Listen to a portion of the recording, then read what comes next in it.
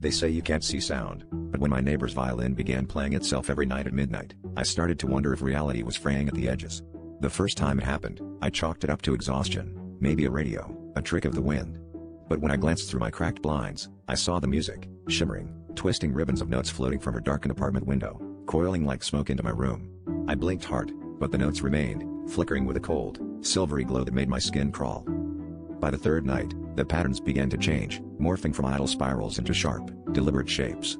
The notes hovered in the air, spelling out words, my name, at first, then urgent, pleading phrases, help me, it's inside.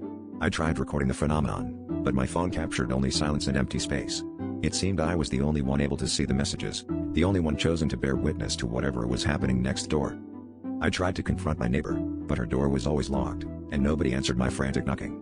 The landlord claimed the apartment had been vacant for months, ever since the last tenant, a violin prodigy, disappeared without a trace.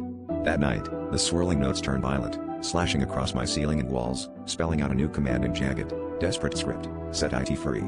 The air vibrated with a low, mournful wail, as if the violin itself was weeping. Compelled beyond reason, I found myself breaking into my neighbor's apartment at midnight. The violin floated in midair, bow scraping across the strings without a visible hand, and the music grew deafening. The notes erupted, filling the room with blinding patterns that burned into my vision. When it finally stopped, the violin clattered to the floor, silent. I staggered back to my own apartment, vision swimming with after-images. Only then did I realize the notes had marked my skin, a message etched in bruised script around my arms, you can play now. And the violin's mournful tune began echoing from my room, waiting for someone to listen.